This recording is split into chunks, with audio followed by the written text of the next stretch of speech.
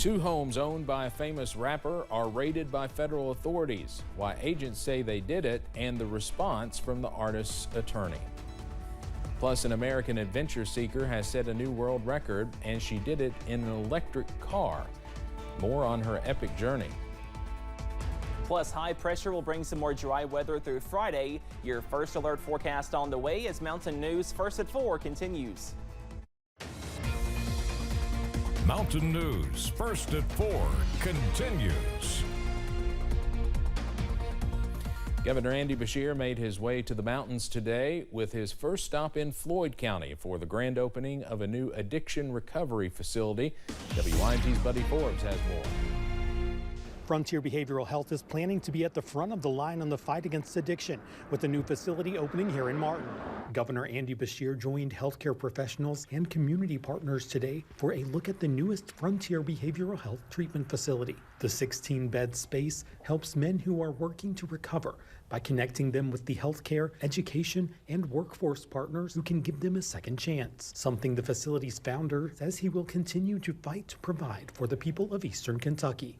If you don't help them to rebuild their life on a strong foundation based on education and other skill, to be able to find help in the workforce, I mean, the success rate is so low. Officials say the partnerships in play are what help these programs succeed, and they are excited to see what happens here.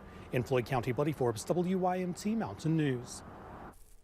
The campus has plans to expand already, with more beds eventually expected to open in the building next to the new facility.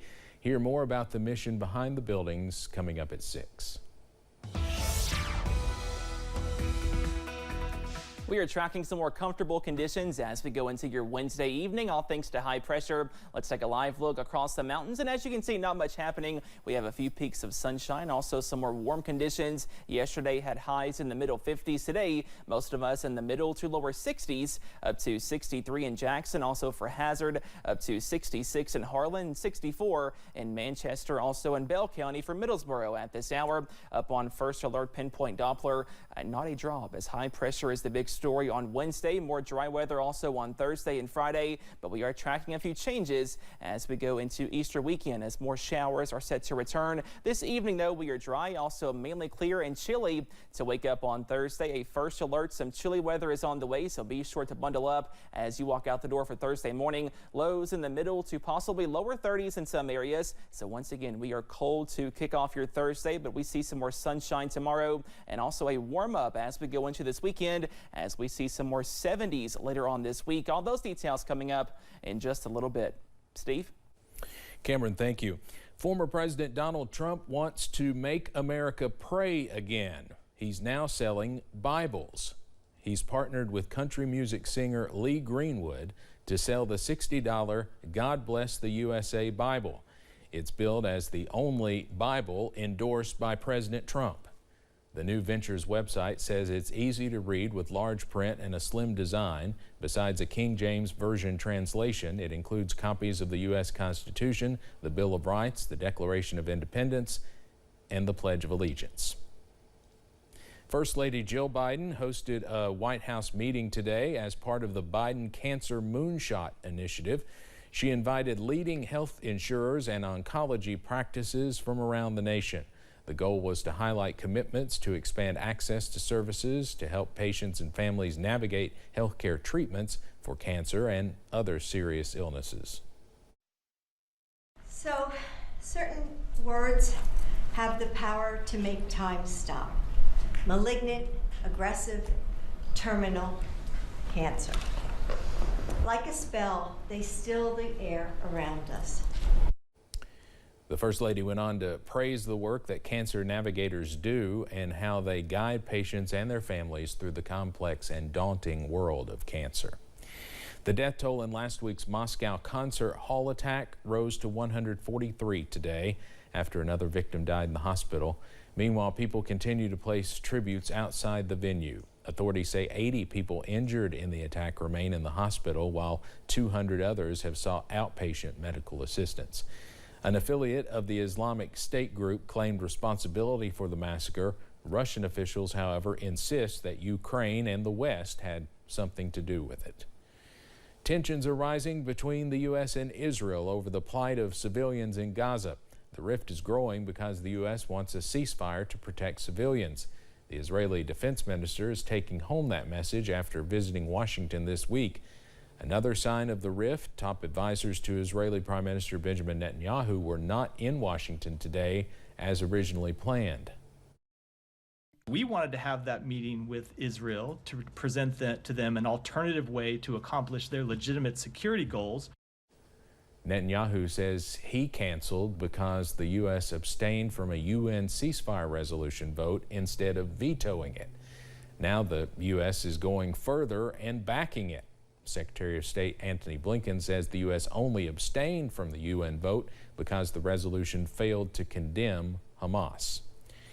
2 homes belonging to rapper Sean Diddy Combs have been raided by federal law enforcement agents. Officials say the raids were done in connection with ongoing sex trafficking investigations, both in Miami and Los Angeles. In a statement, an attorney for Combs said there is, quote, no excuse for the large show of force by agents and law enforcement agencies at the homes, and that his client is innocent. They've decided this is worth a lot of resources across the country. So once they've done these searches, they have evidence to follow up on, and if they've got it, they'll move on it. Even though Combs has not been publicly named as a target of the investigation, he says he's prepared to fight to clear his name. A settlement has been reached between allies of Florida Governor Ron DeSantis and Disney. In a meeting today, members of the board of the Central Florida Tourism Oversight District approved the settlement agreement. That settlement ends almost 2 years of litigation over who controls Walt Disney World's governing district. The battle between the state and Disney started following Disney's opposition to Florida's so-called Don't Say Gay law. Under today's settlement, both parties have agreed to drop state lawsuits and to work in cooperation going forward. An American adventure seeker has set a new world record for being the first person to circumnavigate the globe in an all-electric vehicle. 25-year-old Lexi Alford crossed the finish line in France yesterday in a Ford Electric Explorer. The Florida native began her epic journey September 8th, traveling more than 18,000 miles through 27 countries and 6 continents before finishing where she started. Alford says the trip wasn't without its challenges, including freezing conditions, power outages, and a lack of charging infrastructure in some countries. I found everything from unique charging solutions like domestic charging using household outlets to solar panels to even battery packs to try to get me to where I need to go. Alford is already the Guinness World Record holder for the youngest person to travel all sovereign countries, as well as the youngest female to do so, earning that honor at age 21. Coming up on First at 4, it's time to do some spring cleaning on your financial files. We'll have a look at what you should keep and what you should toss. Plus, we are dry through tonight, but a first alert, those rain chances are back by Easter weekend. Those details coming up.